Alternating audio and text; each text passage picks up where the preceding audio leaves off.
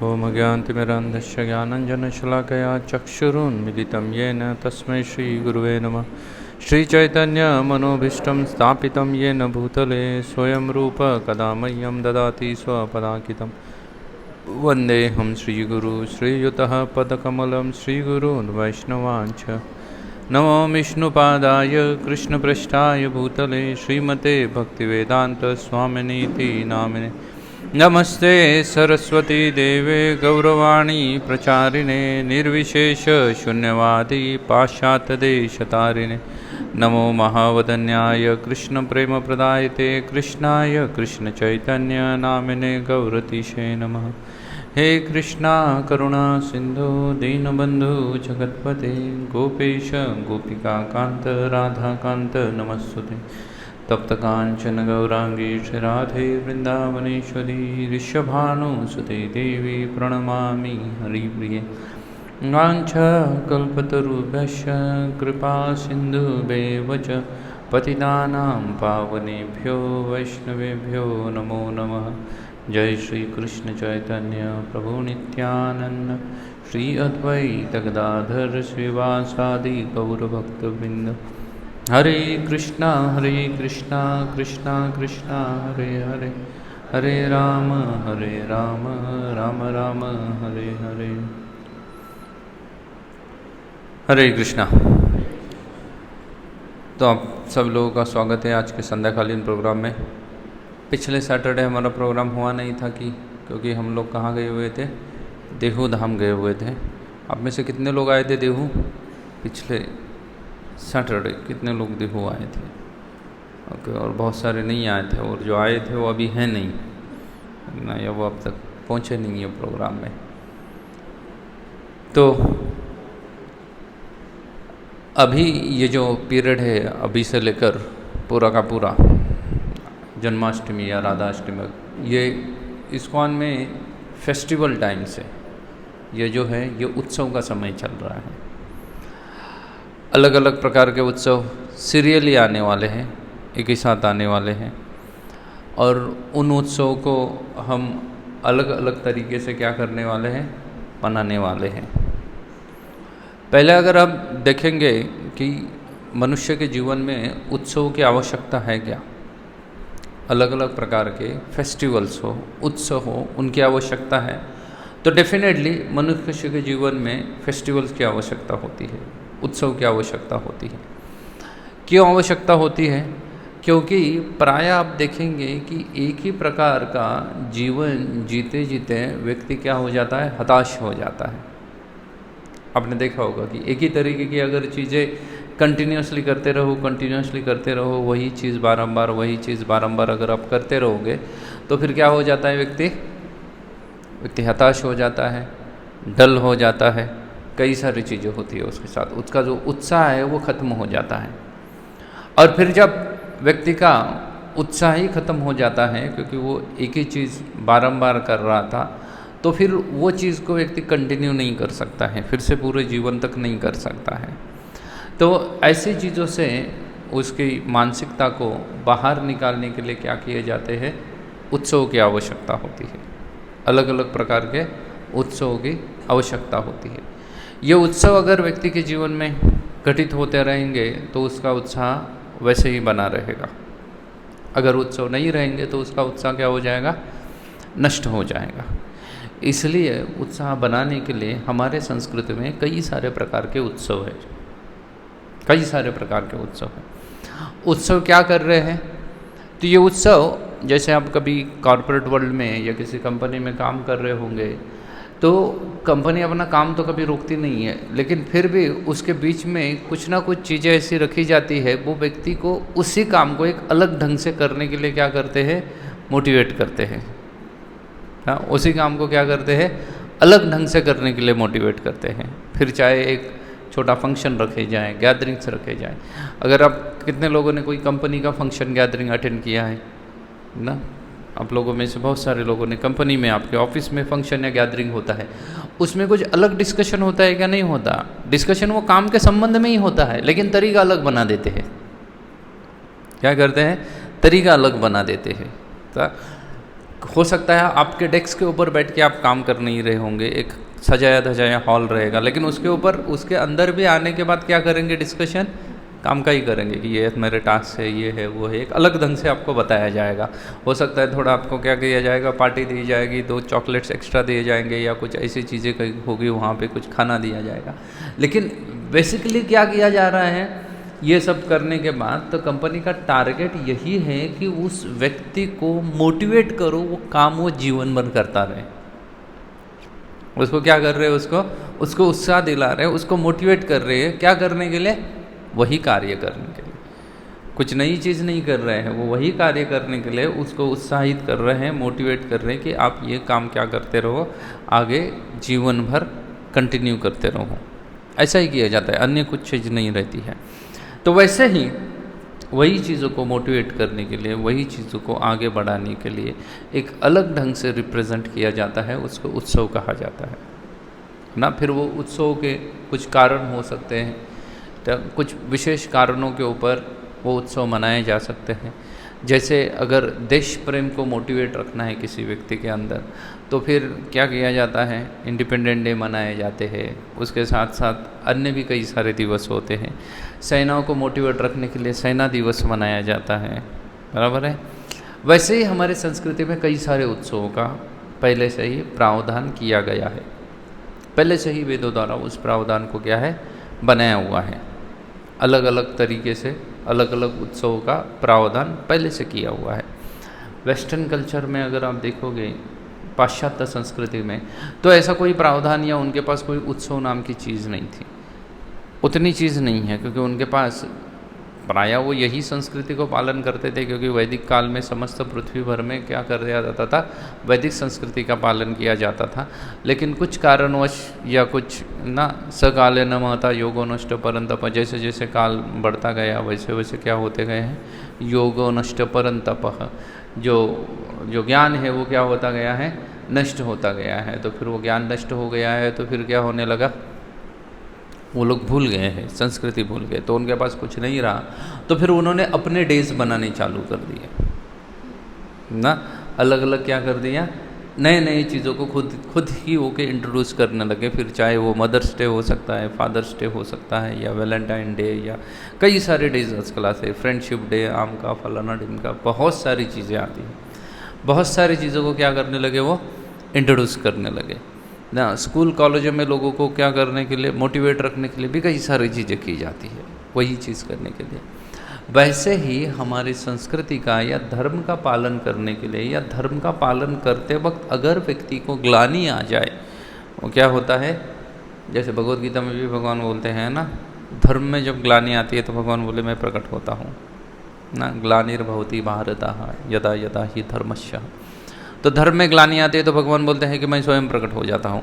वैसे ही ग्लानि की परिस्थिति किस में आ जाती है, धर्म में आ जाती है। अभी वो धर्म के मूल नियमों में ग्लानि की परिस्थिति आती है, तो फिर भगवान प्रकट होते हैं और मूल नियमों का क्या करते हैं, फिर से उठाते हैं मूल नियमों को। अगर ग्लानि आती है, किसी भी प्रकार से कोई ग्लानि आती है, तो मूल नियमों को भगवान पुनर्जीवित करते हैं। वैसे ही यहाँ पे धर्म का पालन करते वक्त हो सकता है कि व्यक्ति में क्या आ जाए, कुछ ग्लानि आ जाए, या कुछ व्यक्ति का उत्साह कम हो जाए। तो फिर वो उत्साह कम हो गया तो उसको बनाए रखने के लिए, उसको मोटिवेट करने के लिए कई सारे फेस्टिवल्स का, कई सारे उत्सवों का प्रावधान किया हुआ है, कई सारे उत्सवों का प्रावधान किया हुआ है। फिर इसलिए आप देखोगे कि भारत को क्या कहा जाता है ना, उत्सवों का देश कहा जाता है ना, द कंट्री ऑफ फेस्टिवल्स कहा जाता है। ऐसा कोई महीना नहीं जाता हमारे पास जिसमें कोई उत्सव ना हो, कोई महीना नहीं जाता है। कुछ उत्सव होंगे वो नेशनल हो सकते हैं, पूरे देश भर में पालन किया जाता है उन उत्सवों का। कुछ उत्सव ऐसे भी हो सकते हैं जिनका पालन कहाँ किया जाता है, रीजनल किया जाता है, कुछ पर्टिकुलर स्टेट्स में किए जाएंगे, उन उत्सवों का पालन किया जाएगा। लेकिन ओवरऑल अगर आप इसके पीछे देखोगे, थोड़ा सा उसको डेप्थ में, उसके गहराई में जाके अगर आप सोचोगे उन उत्सवों के बारे में, तो आप देखोगे कि फाइनली वो उत्सव व्यक्ति को धर्म अपने जीवन में पालन करने के लिए ही उत्साहित कर रहे हैं। कोई नई चीज़ नहीं की जा रही है। क्या किया जा रहा है? उनको उत्साह दिया जा रहा है किस चीज़ का पालन करने के लिए? धर्म का पालन करने के लिए प्रोत्साहन दिया जा रहा है कि आप क्या करो, धर्म का पालन करो। फिर कई सारे उत्सव हो सकते हैं, चाहे धर्म का पालन करने के लिए किसी देवता के कोई भक्त है तो उस देवताओं का क्या हो सकता है, कोई उत्सव हो सकता है, उसको वहाँ से उत्साहित किया जाता है। या कोई ऐतिहासिक घटना घटित हुई है, पूर्व काल में कोई विशेष घटना घटित हुई है तो उस विशेष घटना का क्या किया जाता है? पालन किया जाता है, उस रूप में उसको उत्सव करके मनाया जाता है, जिससे व्यक्ति की चेतना में क्या हो जाए, उसकी चेतना में बढ़ोतरी हो जाएगी, चेतना में प्रगति हो जाएगी। और वो प्रगत चेतना से किस चीज़ के बारे में सोचेगा? प्रगत चेतना से वो वही चीज़ के बारे में सोचेगा कि मैं इसको और अच्छा कैसा कर सकता हूँ। जैसे कंपनी में भी होता है ना, वो उत्साह दिया जाता है कि वो और अच्छे ढंग से कैसे पालन कर सकते हैं, वैसे ही यहाँ पे क्या किया जा रहा है? उत्साह दिया जा रहा है, प्रोत्साहन दिया जा रहा है कि मैं और अच्छे ढंग से क्या कर सकता हूँ, कैसे आगे बढ़ सकता हूँ, उसके लिए विशेषतः प्रोत्साहित किया जा रहा है। तो फिर कई सारे उत्सव आप देखेंगे पूरे भारत भर में। कुछ रीजनल उत्सव होते हैं, उस पर्टिकुलर स्टेट में पालन किए जाते हैं। कुछ उत्सव होते हैं वो क्या होते हैं, वो कॉमन है, पूरे भारतवर्ष में पालन किए जाते हैं। लेकिन ये सभी के पीछे अगर आप थोड़ा सा देखोगे तो ये सभी के पीछे एक ही उद्देश्य है, और वो सबके पीछे का उद्देश्य है कि व्यक्ति को धर्म के रास्ते के ऊपर चलने के लिए उत्साह दे दो। इसलिए आप देखो हमारे जितने सारे उत्सव वो क्या है, धार्मिक उत्सव है ना। सभी एक ही कार्य को बताया दिया जा रहा है कि आपको क्या करना चाहिए, धर्म के रास्ते पे चलना चाहिए, अधर्म को त्यागना चाहिए। इसलिए आप देखो कोई भी अधार्मिक ऐसा उत्सव नहीं है हमारे पास, कोई है? कोई ऐसा अधार्मिक उत्सव नहीं है। जितने सारे उत्सव हैं, चाहे रीजनल हो, अलग अलग स्टेट के हो, चाहे वो क्या हो, वो ग्लोबल हो, पूरे भारतवर्ष में मनाए जाने वाले उत्सव हो, ये सभी उत्सव क्या कर रहे हैं? व्यक्ति को मोटिवेट कर रहे हैं कहाँ बढ़ने के लिए? उसकी चेतना को बढ़ावा दे रहे हैं कि वो किस चीज़ का पालन करे? धर्म का पालन करे। चाहे पूरे जीवन भर धर्म का पालन करे, या हो सकता है वो उत्सवों के निमित्त मात्र, लेकिन कुछ समय तक भी क्यों ना हो, वो धर्म का क्या करते रहे? पालन करता रहे, वो अधार्मिक ना बने। जैसे भगवान जब बोलते हैं ना कि क्या बोलते हैं कि मैं ना जब भी मैं अवतार धारण ग्लानिर्भवति भारतः अभ्युत्थानस्य धर्मस्य, धर्म का अभ्युत्थान करने के लिए, फिर से धर्म को क्या करने के लिए? बढ़ावा देने के लिए, या धर्म को क्या करने के लिए? प्रोत्साहित करने के लिए, पुनः स्थापना करने के लिए भगवान बोलते हैं कि मैं क्या होता हूँ? मैं प्रकट होता हूँ। अलग अलग स्थानों पे मैं क्या होता हूँ? प्रकट होता हूँ, धर्म को क्या करने के लिए? बढ़ावा देने के लिए, या धर्म को आगे बढ़ाने के लिए। तो मैं धर्म को आगे बढ़ाने के लिए या धर्म को बढ़ावा देने के लिए अलग अलग स्थानों पे जब भगवान बोल रहे हैं मैं प्रकट हो रहा हूँ, तो फिर वहाँ पे भी भगवान क्या कर रहे हैं? वहाँ के स्थल काल परिस्थिति के अनुसार लोगों को उत्साहित कर रहे हैं, प्रोत्साहित कर रहे हैं किस तरफ बढ़ने के लिए? धर्म की ओर बढ़ने के लिए। हमने एक सैटरडे इसके ऊपर चर्चा की थी ना, पिछले या उसके पिछले सैटरडे ही इस चीज़ के ऊपर चर्चा की थी कि भगवान कैसे अलग अलग स्तर पे अलग अलग धर्म को क्या कर रहे हैं? बढ़ावा दे रहे हैं। वैसे ही भगवान या वैदिक परिस्थितियों में अलग अलग आचार्यों ने या ऋषि मुनियों ने कई सारे उत्सवों का प्रावधान किया है, जिससे क्या हो जाए कि व्यक्ति हमेशा ही धर्म को पूरे साल भर ना भूलने की बजाय क्या किया जाए, उसको मोटिवेट किया जाए कि आप क्या करो, जो walk on the path of virtue, अब धर्म के रास्ते पे चलते रहो। और धर्म के रास्ते पे चलने के लिए फिर कई सारे उत्सव बीच बीच में क्या किए हुए हैं? डाले हुए हैं। फिर हो सकता है वो डेमीगॉड्स के उत्सव हों, कई सारे देवताओं के उत्सव आते हैं, या कुछ हो सकता है जो वैष्णव के उत्सव हो। तो उसमें से अभी जो उत्सव का महीना ये जो चलने वाला है, खास करके श्रावण खत्म हो गया है या ख़त्म होने जा रहा है। मैंने आपको कैलेंडर का कैलकुलेशन बताया था, उस कैलकुलेशन के अनुसार विक्रम संवत और शक संवत दोनों का अगर देखा जाए तो यहाँ पे शक संवत या स्मार्त पद्धति महाराष्ट्र में पालन की जाती है। तो महाराष्ट्र में श्रावण और काफ़ी दिनों तक है, लेकिन नॉर्थ इंडियन कैलकुलेशन के अनुसार आप देखोगे, विक्रम संवत के अनुसार आप देखोगे तो ये महीने के 31 तारीख को क्या हो रहा है? श्रावण खत्म हो रहा है, और उसके बाद क्या चालू हो जाता है? भाद्रपद चालू हो जाता है। अभी कौन से कैलकुलेशन को एग्जैक्टली पकड़े कि ये एक्यूरेट है, क्योंकि विक्रम संवत तो विक्रमादित्य से समय से आया, तो 2000 साल पहले की कथा है, या शक संवत तो वो भी 2000 साल पहले की ही स्टोरी है। तो फिर एग्जैक्टली कौन सा कैलेंडर कैलकुलेशन करेक्ट बता रहा है इन दोनों में, तो दोनों इतना फ़र्क नहीं है, लेकिन फिर भी उसमें विक्रम संवत करेक्ट कैलकुलेशन बताता है। क्योंकि अगर आप श्रीमद् भागवतम खोल के देखोगे तो श्रीमद् भागवतम में कृष्ण का जन्म जो है वो भाद्रपद में लिखा हुआ है। उसको क्या किया है, भाद्रपद में कृष्ण का जन्म लिखा हुआ है। लेकिन महाराष्ट्र में कृष्ण का जन्म कब पालन करते हैं, श्रावण में पालन करते हैं, श्रावण में होता है करके। लेकिन अभी ये कैलेंडर अगर आप देखोगे, फिर चाहे विक्रम संवत हो या शक संवत हो, वो तो बाद में आए हुए हैं। भागवतम तो उससे पहले से है कि 5000 साल पूर्व जब व्यासदेव ने जब सब कुछ नोट डाउन किया या टेक्स्ट किया या लिपिबद्ध किया, तो लिपिबद्ध किया तब उन्होंने भागवतम लिपिबद्ध किया हुआ है। तब उसमें वो किस महीने में लिख रहे हैं कृष्ण का जन्म, तो वहाँ पे वो लिख रहे हैं वो आता है भाद्रपद महीने में, कृष्ण का भाद्रपद में जन्म हुआ है। इसलिए उनका कैलकुलेशन या जो विक्रम संवत है वो भागवतम के हिसाब से चल रहा है, ऐसा मोटा मोटी तौर पे बोल सकते हैं। शक संवत भी कुछ ज़्यादा डिफरेंस नहीं है उसका भी। तो अभी ये जो श्रावण और भाद्रपद मिला के वैष्णव के लिए भी ये महीने बहुत महत्वपूर्ण है। अन्य तो कई उत्सव होंगे ही, लेकिन उसके साथ साथ महत्वपूर्ण उत्सव होंगे, वो किसके लिए है, वैष्णव के लिए बहुत ही महत्वपूर्ण उत्सव है। उसमें से वैष्णव के लिए महत्वपूर्ण उत्सव क्यों आते हैं, क्योंकि श्रावण की जो पूर्णिमा आने वाली है, जो आने वाली 31 तारीख को पूर्णिमा है, वो बलराम जी का क्या है, आविर्भाव तिथि है या प्राकट्य समय है।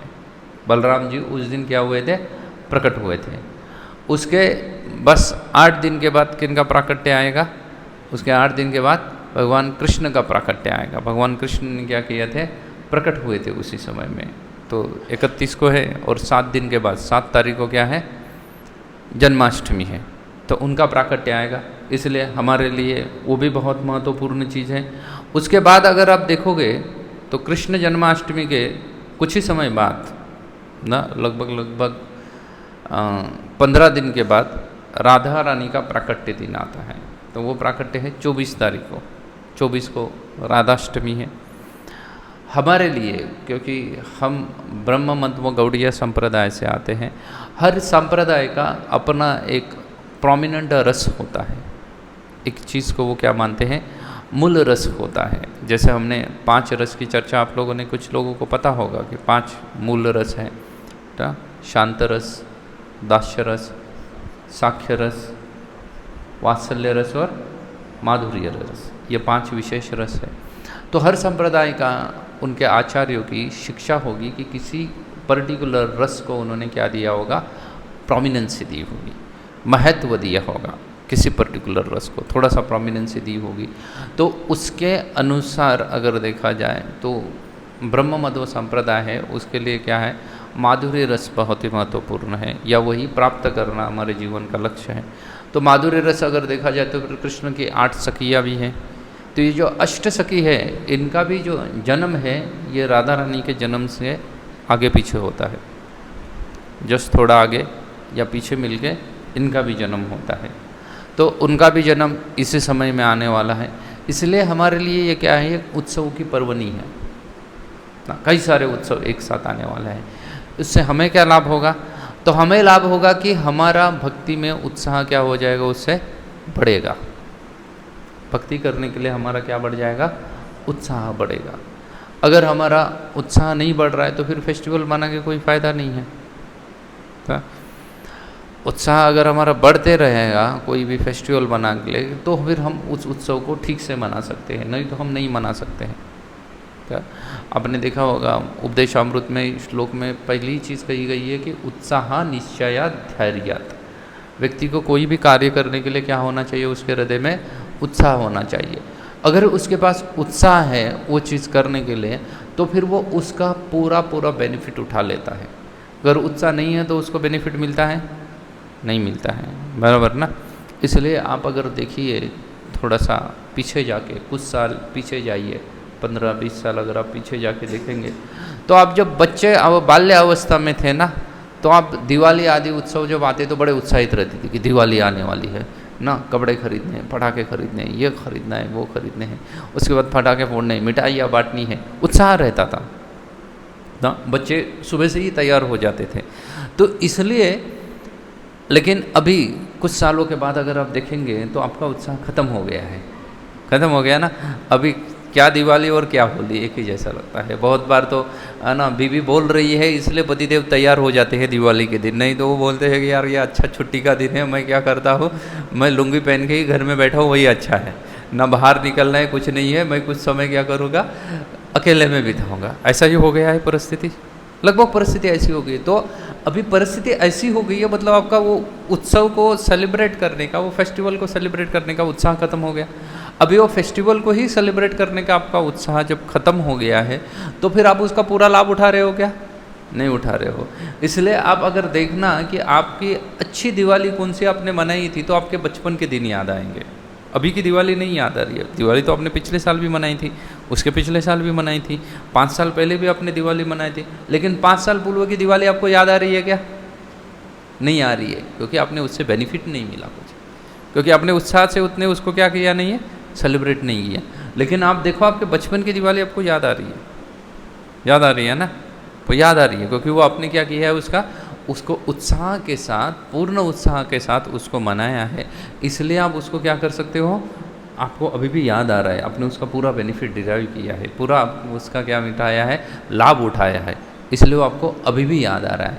लेकिन बाकी की चीज़ें, फेस्टिवल तो आते गए, होके भी चले गए, लेकिन याद आ रहे हैं? नहीं याद आ रहे हैं, क्योंकि हमने उसका किसी भी प्रकार से क्या नहीं उठाया है, किसी भी प्रकार से हमने उसका लाभ नहीं उठाया है, कोई लाभ नहीं उठाया अपने जीवन में। तो इसलिए अभी जो आने वाले हैं, जो वैष्णव के जो उत्सव आ रहे हैं, उन उत्सवों का अगर हमें लाभ उठाना है तो हमें क्या करना पड़ेगा, उत्साहित रहना पड़ेगा, तभी तो हम उसका लाभ उठाएंगे, नहीं तो लाभ कैसे उठाएंगे, लाभ नहीं उठाने वाले। अच्छा, उत्साहित रहने के लिए क्या करना पड़ेगा, अगर मुझे लाभ ही उठाना है तो मुझे उत्साहित रहना पड़ेगा। उत्साह व्यक्ति के अंदर कब आ जाता है, जब उसको उस चीज़ के बारे में इन्फॉर्मेशन, अगर कुछ पता ही नहीं है तो उसको उत्साह लगने वाला है क्या? नहीं लगने वाला है। कुछ लगने वाला है क्या? नहीं लगने वाला है। जैसे आप अगर केरल में चले जाओ और उनका एक आता है पोंगल फेस्टिवल बोलते हो उसको ना, तो कोई उत्साह आपको लगेगा? नहीं लगेगा। लेकिन पूरा केरला दिवाली के जैसे मनाता है उसको, पता है, पूरा केरला दिवाली के जैसा मनाता है।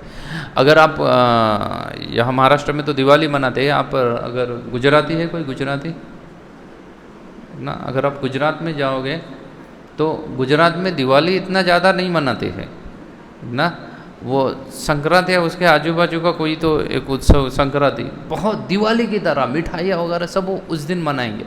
आपको संक्रांति फीकी फीकी लगती है महाराष्ट्र में, इतना कुछ है नहीं, थोड़ा सा तिलगुल का डिस्ट्रीब्यूशन करते हैं लोग, लेकिन बाकी ऐसा उत्साह भरी नहीं लग रही है संक्रांति, क्योंकि उसके बारे में हमें इन्फॉर्मेशन नहीं है। उनको इन्फॉर्मेशन है तो उनको उत्साह है, हमारे पास इन्फॉर्मेशन नहीं है तो हमारे पास क्या है, लैकिंग ऑफ इंथुसियाज्म है। इसलिए हमें क्या होना चाहिए, उस चीज़ की इन्फॉर्मेशन होना बहुत ही आवश्यकता है। कोई भी चीज़ की इन्फॉर्मेशन होना हमारे लिए बहुत ही आवश्यक है। अगर हमारे पास इन्फॉर्मेशन है तो फिर हमारा क्या बढ़ जाएगा, उत्साह अपने आप बढ़ जाएगा। लेकिन अगर हमें इन्फॉर्मेशन नहीं है तो हमारा उत्साह घट जाएगा। तो फिर अभी कौन कौन से उत्सव आ रहे हैं जिसके लिए हम उत्साहित हो सकते हैं, कौन कौन से उत्सव आ रहे हैं? तो अगर आप देखोगे उत्सवों की श्रृंखला देखोगे तो ये महीने में खास करके अभी तो जन्माष्टमी तो आ ही रही है, लेकिन हमारा नेक्स्ट सैटरडे के पूर्व 2 चीज़ें होने वाली है। उसमें से एक है बलराम जयंती, बलराम जी का आविर्भाव तिथि है, और है झूलन यात्रा उत्सव। अभी ये झूलन यात्रा उत्सव क्या है, बलराम जयंती तो चलो आप लोगों को समझ में भी आ गया कि भाई बलराम जयंती होती है, लेकिन ये झूलन यात्रा उत्सव क्या होता है, किसको कहा जाएगा झूलन यात्रा? तो देखिएगा, भक्त जो रहता है ना, वास्तव में वो हमेशा यही इच्छा प्रकट रहती है उसकी कि वो किसी ना किसी प्रकार से भगवान के क्या करे, सेवा में रहे। यह भक्त का भाव रहता है कि मुझे किसी न किसी प्रकार से हमेशा भगवान को प्रसन्न करना है, और भगवान को प्रसन्न करने के लिए मुझे क्या करना चाहिए, सेवा में लगे रहना चाहिए, कंटिन्यूसली सेवा में लगे रहना चाहिए। अभी अच्छा, सेवा में लगे रहना चाहिए क्योंकि भगवान को प्रसन्न करना है मुझे, तो फिर ये सेवा के कई सारे अवसर हमें प्राप्त होते हैं। उसमें से एक अवसर होता है झूलन यात्रा। झूलन यात्रा क्या है? तो अगर आप नॉर्थ इंडियन हो तो आपको अच्छे से पता होगा कि नॉर्थ इंडिया में जो वर्षा का जो सीज़न है वो सावन में चालू होती है। अभी छोड़िए, अभी तो कभी भी होती है ना। जून में दिल्ली में वर्षा हो गई, पूरा दिल्ली में बाढ़ आ गई थी, राजस्थान में बाढ़ आ गई थी, यमुना में बाढ़ आ गई थी ना, आधा दिल्ली पानी के नीचे था। लेकिन अगर आप नॉर्थ इंडिया से हो तो आपने प्रैक्टिकली देखो कि वर्षा कब चालू होते हैं वहाँ पे, सावन में चालू होते हैं, उसके पहले नहीं चालू होते ना। यहाँ पे महाराष्ट्र एंड नीचे कहाँ चालू होते हैं? आषाढ़ में वर्षा चालू होती है, वर्षा आषाढ़ में चालू होती है। लेकिन ऊपर की ओर वर्षा कब चालू होती है? तो वो वर्षा श्रावण में चालू होती है। इसलिए आप देखिएगा पूरा इंडियन फिल्म इंडस्ट्री सावन के गानों से भरा पड़ा है ना। सावन के ऊपर गाने होंगे उससे भरा पड़ा है, क्योंकि श्रावण में वहाँ पे वर्षा चालू होती है। उसके पहले इतनी गर्मी होती है, इतनी गर्मी होती है उस बेल्ट में कि लोग बहुत परेशान होते हैं। अभी तो चलो एसी पीसी बहुत सारी चीज़ें हैं तो कुछ ना कुछ सोल्यूशन निकल जाता है, लेकिन तभी कोई सोल्यूशन नहीं था। जब कृष्ण थे खास करके तब कोई सोल्यूशन नहीं था। तब की थी गर्मी बढ़ने लगती है। अभी गर्मी अगर जब बढ़ने लगी, धीरे धीरे धीरे धीरे गर्मी बढ़ जाती है, तो फिर क्या किया जाए? पहले तो थोड़े पत्ते वित्ते हिलते रहते हैं, पेड़ आदि हिलते हैं, लेकिन आप देखना जैसे जैसे यहाँ पे भी आपने बम्बई में या महाराष्ट्र में भी एक्सपीरियंस किया होगा, मई महीने में हवा तक नहीं चलती है ना। मार्च अप्रैल तक हवा तक बहती है, लेकिन मई महीने में हवा भी बहना बंद हो जाती है। पूरे दिन भर कोई पेड़ हिलता नहीं है, ऐसे ही खड़े रहते हैं। तो वैसे ही अवस्था वहाँ पे आ जाती है श्रावण के महीने में। श्रावण में वर्षा तो चालू होने वाली है, लेकिन कब चालू होगी पता नहीं है एग्जैक्टली। जैसे यहाँ ना चालू तो हो जाती है ना, आषाढ़ महीने में चालू होती है, लेकिन कब होगी कुछ पता नहीं। थोड़ा ऊपर नीचे होता ही रहता है वर्षा चालू होने में, तो ऊपर नीचे होता रहता है। और गर्मी इतनी बढ़ रही है, कोई कहीं पे पेड़ पत्ता कुछ हिल नहीं रहा है, कहीं से हवा नहीं आ रही है। तो फिर क्या किया जाए? जब पेड़ पत्ता नहीं हिल रहा है, हवा नहीं आ रही है, तो फिर व्यक्ति क्या करने लगता है? खुद को झुलाने लगते हैं, ताकि गर्मी से क्या बन जाए? राहत बन जाए। इसलिए आप देखोगे कि उत्तर भारत में खास करके राजस्थान, पंजाब, दिल्ली, हरियाणा, वेस्टर्न यूपी, जो वृंदावन मथुरा है ये वेस्टर्न यूपी का हिस्सा है ना, उधर ईस्टर्न है। बंगाल की तरफ जो है वो ईस्टर्न यूपी है, यहाँ वेस्टर्न यूपी या अन्य कुछ बोलते होंगे यूपी के भाषा में, पता नहीं। तो वेस्टर्न यूपी जो है उस एरिया में आज भी सावन के झूले लगाने की परंपरा है। श्रावण में लोग अभी तो फॉर्मेलिटीज़ कर रहे हैं, अभी तो क्या है फॉर्मेलिटी है, क्योंकि आजकल तो घर में झूला 24 ना 12 महीने लगे रहते हैं, तो फॉर्मेलिटी पे आ गए हैं। लेकिन वहाँ पे ये उत्सव होता है।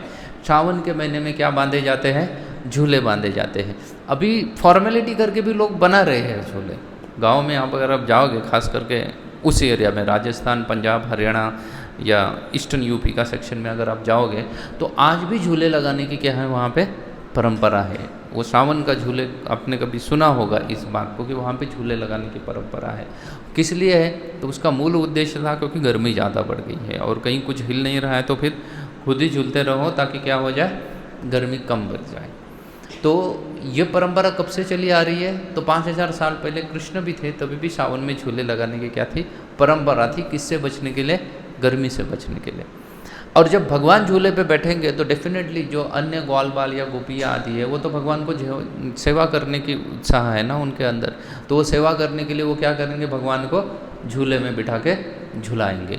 तो वही परंपरा बाद में कंटिन्यू रही। और आप अगर वृंदावन, मथुरा, वहाँ पे अगर ट्रेडिशनल मंदिरों में जाओगे तो पूरे सावन के महीने में भगवान को झूले पे बिठा के झुलाया जाता है। शाम के समय में पूरे सावन के महीने में झुलाया जाता है। लेकिन हम इस्कॉन में पूरा महीना ना मनाते हुए सावन के आखिरी 5 दिन क्या करते हैं? भगवान को कुछ घंटों के लिए झूले के ऊपर बिठा के क्या करते हैं? झुलाते हैं और उसको झूलन यात्रा फेस्टिवल करके मनाते हैं। तो कब चालू होता है? पूर्णिमा के एकादशी, पूर्णिमा के पहले वाली एकादशी से लेकर पूर्णिमा तक 5 दिन का ये फेस्टिवल चलता है। तो वो कल से शुरू हो रहा है। इसलिए आप लोग आज जैसे आए हो ना 7 बजे, वैसे ही आपको कल भी 7 बजे आना है मंदिर में, क्योंकि कल से क्या चालू हो रहा है? झूलन यात्रा चालू हो रही है। आपने अगर देखा होगा नीचे आप नीचे से आए ना, बहुत सारे बैरिकेडिंग वगैरह है, आपको बहुत सारा डिटूर होके ऊपर आना पड़ा होगा, रास्ता ढूंढना पड़ा होगा। तो वहाँ पे आपने, अगर आपका ध्यान बटा होगा तो आपने देखा होगा एक स्टेज बना हुआ है, उसके ऊपर एक झूला भी टंगा हुआ है। तो वो झूलन भगवान को, कल से भगवान को झूले पे बिठाया जाएगा 7 बजे से लेकर 8 बजे तक, लगभग 1 घंटे के लिए। और डेफिनेटली गोपियाँ तब, जब तक भगवान झूले में बैठे हैं तब तक भगवान को झूला झूलाती थी। अभी तो वैसा नहीं होगा, क्योंकि ज़्यादा लोग हैं तो क्या किया जाएगा, हर किसी को कुछ सेकंड्स के लिए क्या किया जाएगा, रस्सी हाथ में दी जाएगी ताकि वो क्या कर सके, भगवान को झूला झूला सके। तो ये झूलन यात्रा है जिसको हम क्या मना रहे हैं, कल से मनाने जाने वाले हैं। और ये भक्तों के लिए उत्सव है, क्योंकि भक्त को किसी भी भगवान के उत्सव से क्या करना है, अपने उत्साह को बढ़ाना है। क्या करने के लिए, भगवान की सेवा पूजा या भक्ति करने के लिए। उत्सव एक अच्छा मौका होता है जब हम हमारे कमिटमेंट को बढ़ा सकते हैं। उत्सव एक अच्छा मौका होता है जब हमारे क्या बढ़ाते हैं, कमिटमेंट को हम क्या करते हैं, बढ़ा सकते हैं। जैसे जन्माष्टमी होती, जैसे हमारा किसी का बर्थडे होता है तो हम कुछ ना कुछ कमिट करते हैं। आजकल तो कुछ करते ही नहीं है लोग कमिट वगैरह ना, ऐसे ही केक काटते हैं, पार्टी मनाते हैं। कुछ लोग तो दारू पी के उस दिन को क्या करते हैं, बर्थडे को सबसे वर्स्ट डे उसके जीवन का बना के छोड़ देते हैं। मारपीट भी होते हैं, बर्थडे बम्स वगैरह क्या क्या न जाने, जिसका जीवन के साथ कोई मतलब नहीं है, ऐसी चीज़ें हो रही है। लेकिन वास्तव में अगर आप देखोगे तो चीज़ों का महत्व है, हमारी कमिटमेंट बननी चाहिए। किसी भी उत्सव में क्या होनी चाहिए, हमारी भगवान के प्रति कमिटमेंट बननी चाहिए। भगवान की ओर हम एक कदम और आगे बढ़ाना चाहिए, इसलिए ये सब उत्सव मनाए जाते हैं। तो इसलिए कल से झूलन यात्रा का उत्सव मनाया जाएगा, जिसमें भगवान को, भले यहाँ पे बारिश चालू हो गई लेकिन फिर भी हम 1 महीना नहीं लेकिन 5 दिन क्या करते हैं, उस झूलन को कंटिन्यू करेंगे। वृंदावन आदि में तो ट्रेडिशनल मंदिरों में पूरे महीना भर भगवान को झूला में बिठाया जाता है। अभी मैं लास्ट 2 वीक पहले ही वृंदावन गया था, तो वहाँ पे जो ट्रेडिशनल टेम्पल्स हैं, पुराने जो मंदिर है, उनमें क्या कर दिया है, झूलन चालू हो गया है, भगवान को झूले पे बिठा के झुला रहे हैं। या दिन भर उन्होंने जो अल्टर ही ऐसा बनाया कि भगवान को झूले के ऊपर ही दिन भर बिठाए रखते हैं। लेकिन हम यहाँ पे कुछ समय के लिए भगवान को झूले पे बिठाते हैं और क्या करते हैं, झूलन यात्रा मनाते हैं। तो आप सब लोग कल झूलन यात्रा में उपस्थित रहिएगा, आपको भी भगवान को झुलाने का मौका मिलेगा। डेफिनेटली आपको लाइन लगानी पड़ेगी, क्योंकि कुछ लोग आएंगे, तो कुछ लोग आएंगे तो वो झूले पे उनको भी झूलाने का मौका दिया जाएगा, और आपको भी भगवान को झुलाने का क्या मिलेगा, मौका मिलेगा। तो आपकी भगवान की क्या हो जाएगी, सेवा हो जाएगी। आप इनडायरेक्टली या डायरेक्टली भगवान की सेवा कर सकते हो, या ये आपको क्या है, ये आपके पास एक डायरेक्ट मौका है भगवान की सेवा करने का। कैसे डायरेक्ट मौका है, क्योंकि आप अर्च विग्रह को तो अल्टर में देख रहे हो भगवान के ना। अभी अल्टर में कौन जाते हैं, जो पुजारी है वही लोग जाते हैं। पूजा के लिए तो क्या है, कई सारे रूल्स रेगुलेशन, कई सारी चीज़ें हैं, उसके बाद ही पुजारी बना जाएगा। उसके लिए तो पहले आपके फर्स्ट इनिशिएशन होना ज़रूरी है, फिर ब्राह्मण इनिशिएशन होगा। फर्स्ट इनिशिएशन होने के लिए आपको तो 4 नियमों का पालन करना है, फिर 16 माला का जप करना है, तभी आपको क्या किया जाएगा, आपको दीक्षा होगा ही। अगर आप ये चीज़ नहीं कर रहे हो तो फिर आपको क्या नहीं दिया जाएगा, दीक्षा नहीं मिलेगी। अच्छा, दीक्षा होने के बाद फिर कुछ साल बीत जाएंगे और उसके बाद क्या दिया जाएगा, ब्राह्मण दीक्षा होती है।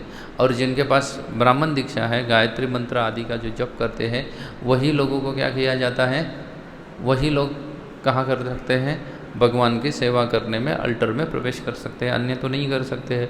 आप सिर्फ फिर क्या करोगे, आप सिर्फ दूर से कुछ डिस्टेंस से भगवान को सिर्फ देख के प्रणाम करते हैं, बराबर है। बाकी तो कोई आपके पास कोई मौका है उनका डायरेक्ट सेवा करने का, कोई मौका नहीं है आपके पास डायरेक्ट सेवा करने का। अगर आपके पास उनका सेवा करने का मौका मिलता है तो यही 5 दिन है झूलन यात्रा का समय, क्योंकि वही जो भगवान है जो उधर बैठे हुए हैं, जिनका आप नित्य जब भी आते हो मंदिर में तब दर्शन ले रहे हो, उनको लाके कहाँ बिठाया जाएगा, झूले पे बिठाया जाएगा। और आपके हाथ में झूले की रस्सी आपको मिलेगी तो आपको भगवान को कुछ चंद सेकंड्स के लिए भी क्यों ना हो, लेकिन भगवान की डायरेक्ट सेवा करने को आपको मौका मिलेगा। हाँ, अभी तो आप कर रहे हो वो सभी इनडायरेक्ट सेवाएं हैं ना, चाहे फिर आप डोनेशन दे रहे हो या अन्य कई तरीके से कर रहे हो, ये सभी क्या है, ये सब की सब इनडायरेक्ट सेवा है। लेकिन आपको भगवान की डायरेक्ट सेवा करने का मौका मिलेगा कल से लेकर 5 दिन आगे, मतलब कल शायद 26 से 27 तारीख है कल, 27 तारीख है, तो 27 तारीख से लेकर 31 तारीख तक 5 दिन आपको भगवान को झूला पे झूला के भगवान की डायरेक्ट सेवा करने का क्या मिलने वाला है, अवसर प्राप्त होने वाला है। इसलिए आप सभी लोग क्या कीजिएगा, और ऊपर से कल संडे है, क्योंकि उसके बाद झूलन यात्रा में कोई छुट्टी नहीं आ रही है, कल का ही दिन संडे आ रहा है, उसके बाद तो फिर चलेगी, ये गुरुवार तक चलेगी, लेकिन फिर गुरुवार तक क्या है, कोई छुट्टी नहीं है। सोम मंगल बुध गुरु कोई छुट्टी नहीं आ रही है उसमें 4 दिनों में। बीच में एक रक्षाबंधन है, लेकिन उस दिन भी छुट्टी होगी, या मेजॉरिटी टाइम कॉर्पोरेट वर्ल्ड में कोई छुट्टी नहीं रहती है रक्षाबंधन की। तो आपको कल ही अच्छा मौका है कि आप सभी लोग क्या कर सकते हो, उसमें पार्टिसिपेट कर सकते हो या उसमें सहभाग ले सकते हो।